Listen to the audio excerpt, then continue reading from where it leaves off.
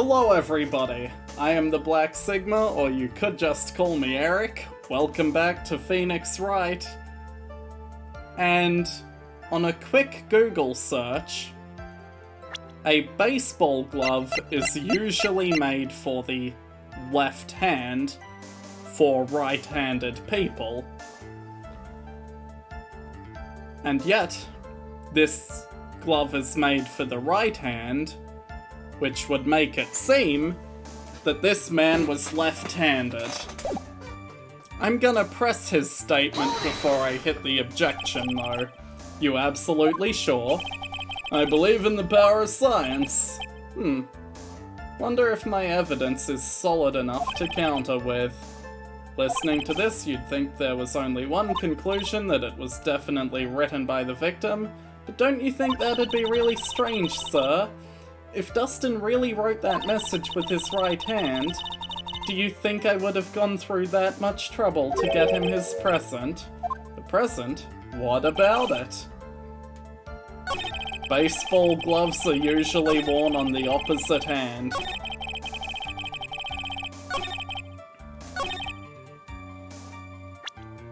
Detective Gumshoe, I have an objection. Detective Gumshoe, take a look at this. That's the glove, right? Could you tell the court what is special about this glove? What's special? Never really thought about it, but, it's really yellow, and that's about it. Yes, it's really yellow, but that is only one of its qualities. Huh? There's another reason why it's special. And what would that be? It's very simple. This glove is made for a left-handed person. Left-handed? Why, you're absolutely right. This glove is made to be worn on the right hand. That is why it had to be custom-made. I have never seen a bright yellow left-hander's glove for sale. Have you? No. So, detective, which hand did the victim use to write the name with again? That's easy. Look, it's obvious from this picture that it was his... Wait a sec. Don't forget that the victim was left-handed. Ugh!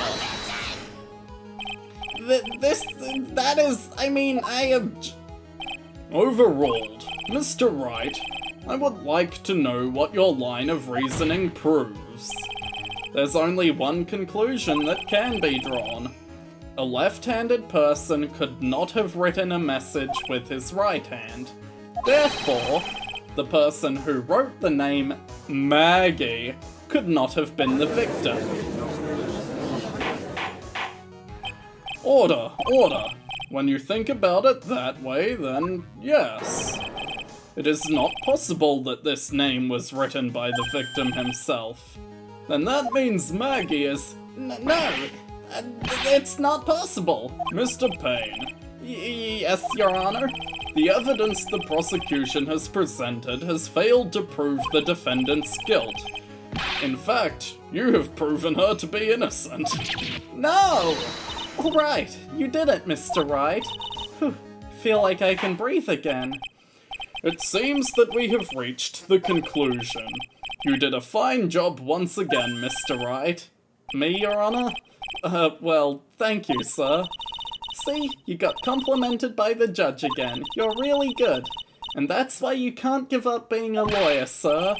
You're joking? I'm more than ready to retire after that one trial. I will now announce my verdict. This court finds the defendant, Maggie Bird...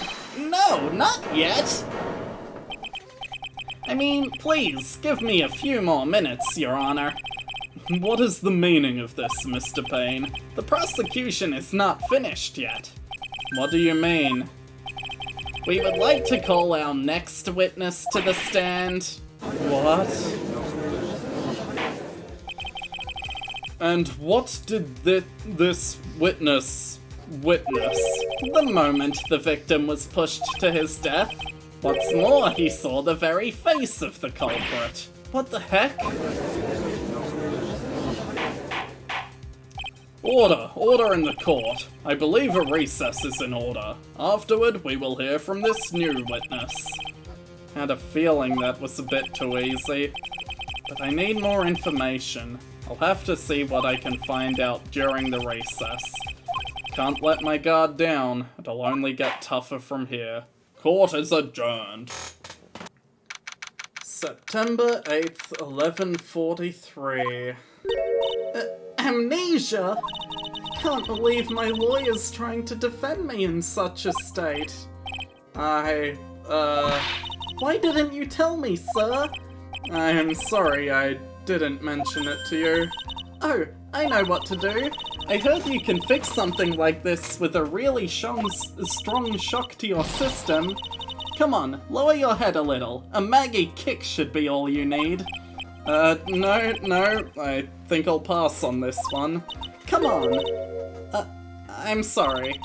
Whenever I see someone in trouble, I have a hard time leaving them alone. I tend to stick my nose where it doesn't belong and try to tackle everyone's problems. Well, my head's one problem you won't be tackling today. Well, we're here to solve your problem first. We can deal with mine later. For now, do you think you can fill me in on a few things? Of course, I'd be honored to. Well, I guess we'll start with my name, and then I can tell you about me. No, that's okay. Really, I think I know you and your name pretty well by now. I was wondering if you could help me figure out a few things about myself. So, my name is Phoenix Wright. What a weird name. This is serious. You really don't remember? I'll tell you what, sir. You can have this back, and maybe it'll help. This is a business card? I got this from you. It's my most prized possession. You can borrow it for now, but please give it back, okay? Okay. There are some numbers written on the back. Oh, that's your cell phone number. Phoenix's business card added to the court record. Guess for now we should stop talking about me and start talking about this case. This case? Yep. Can you think of anything that would be helpful for me to know? What can I tell you? I can't think of anything other than the incident with that cell phone, but... Cell phone? Yeah, your eyes lit up when we talked about it at the detention center, sir. Hurry up then and tell me, this might be very important. Okay, Roger. It was on the day of the crime, just before 6 p.m. I picked up a lost cell phone while on a walk with Dustin. Ah.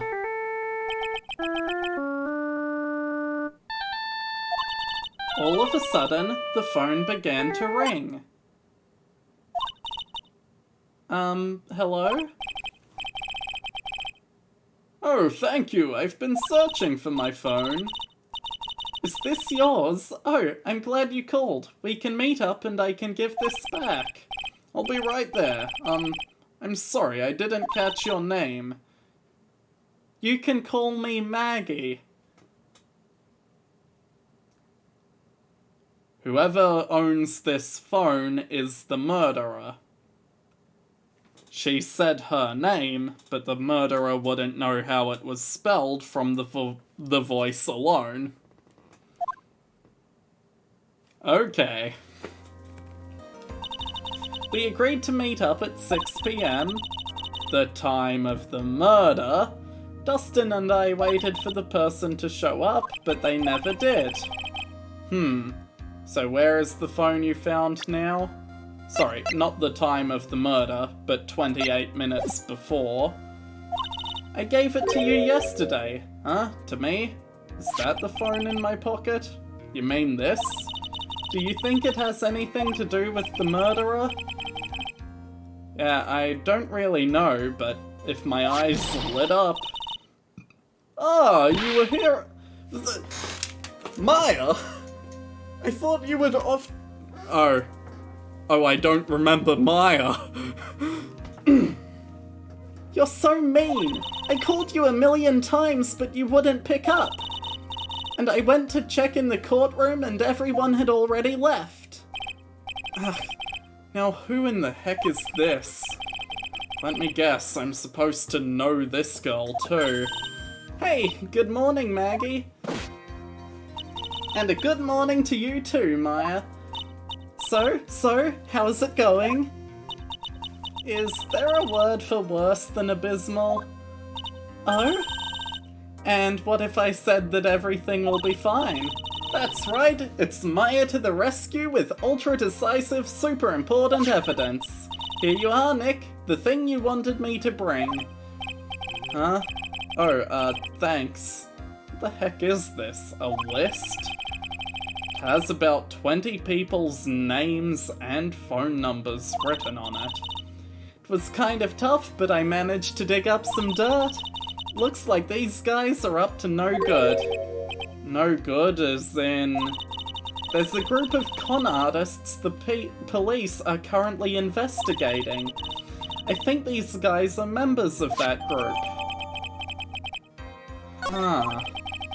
Why would a group of con artists pop up in a case like this? Don't look at me! And where did you get this list from in the first place? What? Don't you remember, Nick? You're the one who asked me to look this up yesterday? Oh, is that right? These numbers were in the memory of that phone Maggie found. So that's where they're from. You're awfully forgetful these days, Nick. I hope I never get to be a forgetful old prune like you. Actually, Mr. Wright is... Mr. Wright, recess is now over. Please bring the defendant and return to the courtroom immediately. Oh, oops. Guess you have to get going. We can talk about you being old later, Nick. Wish us luck. I guess I have all the pieces now, more or less. All that's left to do is to put it all together. I'm not going to lose this. I can't. Come on, Nick. Better get a move on. Yeah. September 8th, 11:54. District Court number 2. Court will now reconvene. Please call your next witness to the stand, Mr. Payne. Yes, Your Honor. But before I do, if I may say a few words... What is it, Mr. Payne? It's about the next witness. He has a tendency to say things that rub people the wrong way, you see. So I asked the court might be a little lenient on. There's no need to give a preface, just hurry up and call your witness, please. Yes, Your Honor. The prosecution calls its next witness a drifter who was taking a walk in the park on the day of the murder. A drifter. Please state your name for the court, witness. Before I do, I'd like to clarify a little something. Alright, go ahead. Just now you introduced my wonderful self to the court, correct? Perhaps as a drifter who was taking a walk? Did I? But I will not stand for that. Now you've tinted the court's eyes and coloured me wrongly. Sure, I suppose calling the highest top-grade quality. I'm really an unbeatable university, you see. I have a rigorous selection of right to work. Yes, I understand. I'm very sorry. I'll be more careful from now on. What is he? A human chatterbox? You have to question him. Prestigious university prick.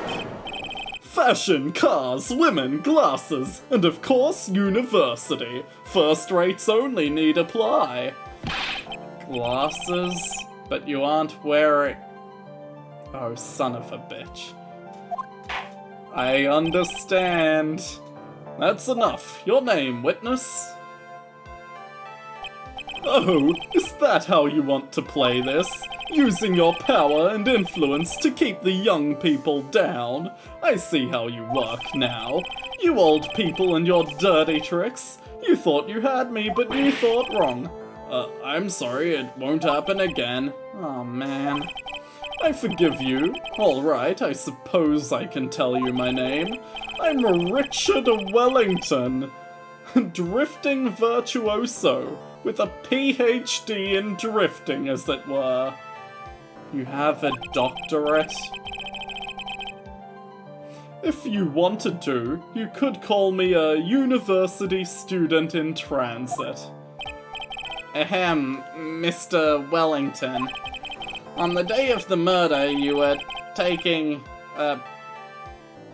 strolling through the park, correct? It would appear that you are attached to that word. If you must, then by all means. But I remind you that I am in no way a prepubescent boy out on a walk with mommy. If you must know, I am— Anyway, please testify to the court what you saw during your walk through the park. See? You said it again. Taking a walk. You know, you— What you witnessed will do, Mr. Wellington. Ah, brother.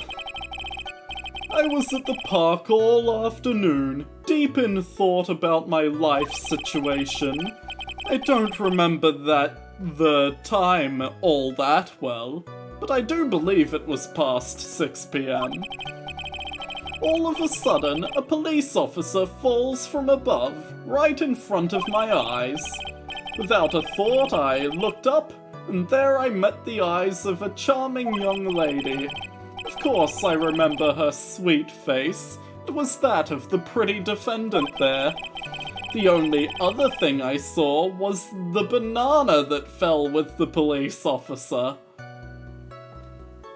A banana, you say? That was certainly a decisive testimony. Decisive? Nick, did you hear what he just said? Yeah. That's all you have to say? How can you be so calm? It's strange. My mind is very calm and clear.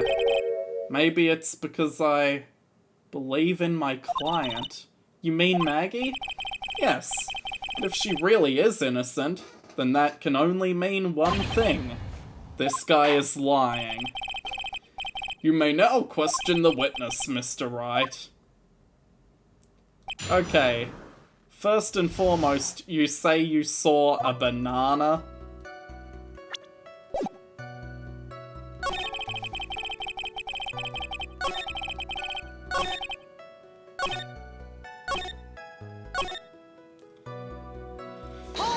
Okay, tell me more about this banana.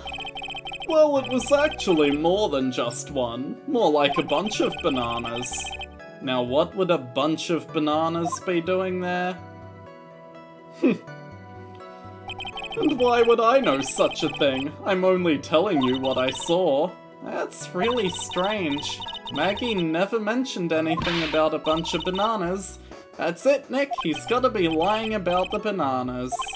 He could be. There's no reason for him to lie about there being bananas at the crime scene. What if it's not a lie? Well, maybe he thought he was seeing one thing and it was something else? Okay. Guess we just have to show that, what he saw instead of a bunch of bananas.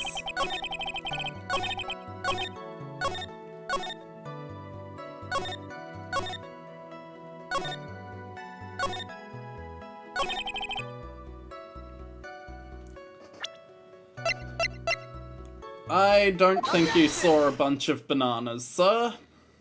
Mr. Wellington, I believe I have the bananas you saw right here. Ah, so you knew about the bananas too? Why didn't you say so earlier? But don't think you can use this as a way to pull more information out of me. And that's where you'd be wrong. Mr. Wright, what is the meaning of this? Isn't that the baseball glove?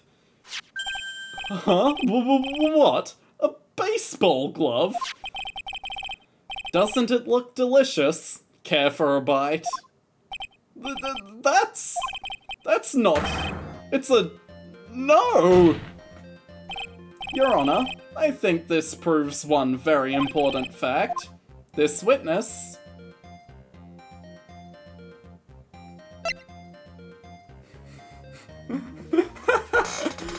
You know what's interesting? He could know nothing about baseball. He could love bananas and have mistaken the glove for them. But most likely, he has bad eyesight. After all, when your vision gets blurry, that would make the mistake a lot more likely. By the way, just how bad are your eyes? Huh? How? What? Why are you asking me about this all of a sudden? Your Honor, it is very simple to mistake a glove for a bunch of bananas. No, I don't think so. Objection overruled. You're one of those people. Yes, you know what I mean.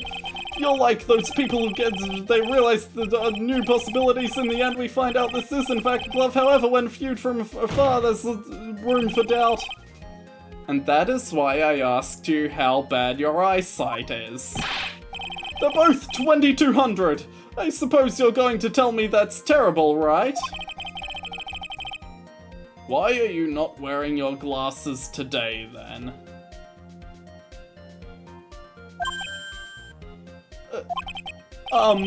That's because I lost them recently, you see.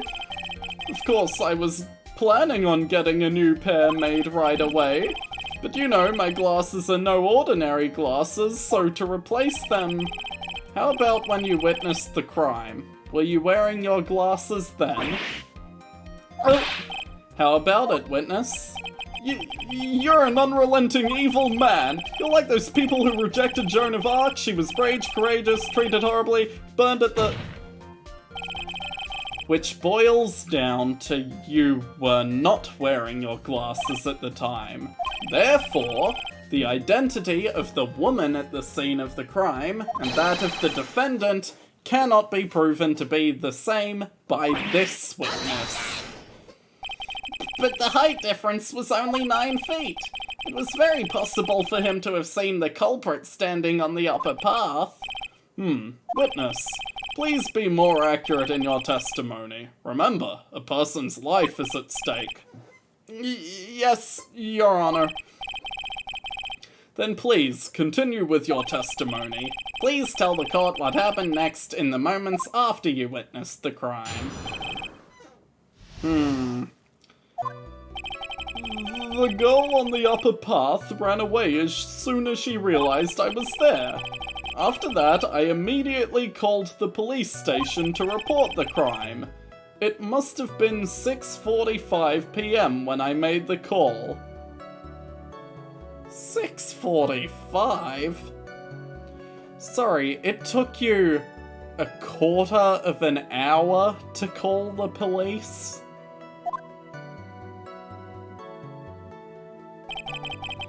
They must have a lot of free time on their hands since they showed up within 10 minutes.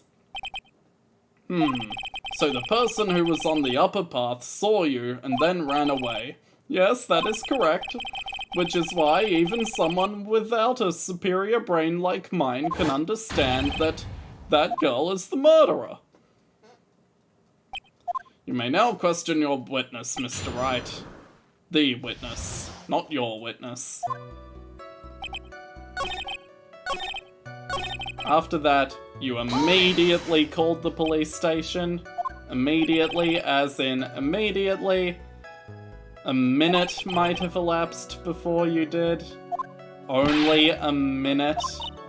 Hey, Nick, I think you should take a look at the court record for a sec.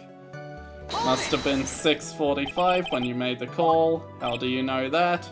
The detective told you. Sure. You don't believe you were mistaken on the time that you called? Okay. So, I'm putting my objection on the fact you immediately called the police. Because the time of death was 6:28, and you said you called a lot later than that. Mr. Wellington, would you please take a look at this? You mean the victim's autopsy report? According to this, the murder occurred at 6:28 p.m. So what of it? You said that you called the police immediately after the murder took place. However, by the time you had called the police, it was already 6:45 p.m. There is clearly a 15-minute gap here. Do you deny it? Ugh! I think this court would like to hear what you were doing in this 15-minute gap. The witness was in shock at the time after witnessing a terrible murder. It's only to be expected that he would be a little dazed. 15 minutes is hardly what I would call a little dazed. Mr. Wellington, yes, explain yourself. What were you doing during those 15 minutes? Answer the question. Telephone, I mean... Spit it out. I was searching for a phone booth. A phone booth? You mean you don't have a cell phone? You and your questions, as if you're trying to open all the layers of a Matryoshka doll. You must think you're something really special. Witness. I lost my cell phone there. Are you happy? You lost it? Unbelievable. You lose your glasses and your cell phone. You must be very scatterbrained when it comes to your belongings. What? Are you saying that first-rate people are never allowed to lose things? Have you ever heard the genius rationale? I think it's plain people like you don't understand. Enough. Oh man. Wait, hold on a second. He lost his cell phone? Nick, that cell phone, could it be? You mean this phone Maggie found? That's no way. Boy, I didn't see this coming. What should I do now? Question further, Phoenix. Mr. Wellington, where is your cell phone right now? What are you getting all excited about? You seem to be a little confused. I found my phone, I'll have you know. See, here is it. Oh, I see.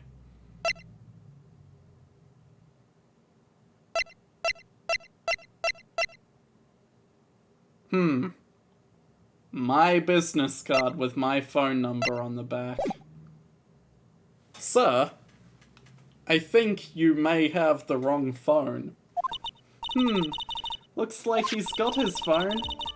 And I thought that just maybe this was his. Well then, I think we've cleared this issue up. At the time of the murder, the witness did not have his cell phone because he had lost it. Therefore, the delay in his call was caused by his search for a phone booth. Well, that's the gist of it. Guess you could put it that way and leave it at that. Do you have any further questions, Mr. Wright? Actually, there is something, Your Honor. The witness's testimony does not make any sense. I don't believe that there was ever a need for the witness to search for a phone. How dare you? You can't just make outrageous claims like that. You do have some sort of proof, don't you? Well, yeah, of course. This evidence should be good enough, I think. Alright, let's have this proof then. Please present proof the witness had no need to search for a public phone booth. Oh, would you look at that? Directly in front of his face, regardless of how bad his eyesight is. It's quite simple, actually. Please take a look at this. The crime scene photo. Is there a problem with it? Oh, there's nothing wrong with the picture. but if you don't understand my logic after looking at it, something is wrong with you. No! It's a phone booth. That is correct. All the defendant had to do was walk 3 steps. Mr. Wellington, why did you not use the phone that was right in front of you? Order. What is reporting the crime a little late proof for the defense? The witness can't explain what he was doing for those 15 minutes. There is reason enough to throw suspicion at his testimony. Yes, this is very true. What do you have to say for yourself, witness? Then I bet this phone really is his, Nick. He must have killed Dustin to get his phone back. But Maggie said that she was going to return it to him, so there was no reason for him to kill for it. On top of that, we still have the phone she found anyway. But if he wasn't looking for his cell phone, maybe he was looking for something else? Was he? Mr. Wright. Yes, Your Honor? Do you have any thoughts you would like to share with the court? Can you offer an explanation as to what the witness was doing during those 15 minutes? Oh, I do, Your Honor. However, I will talk about it in the next episode. Bye.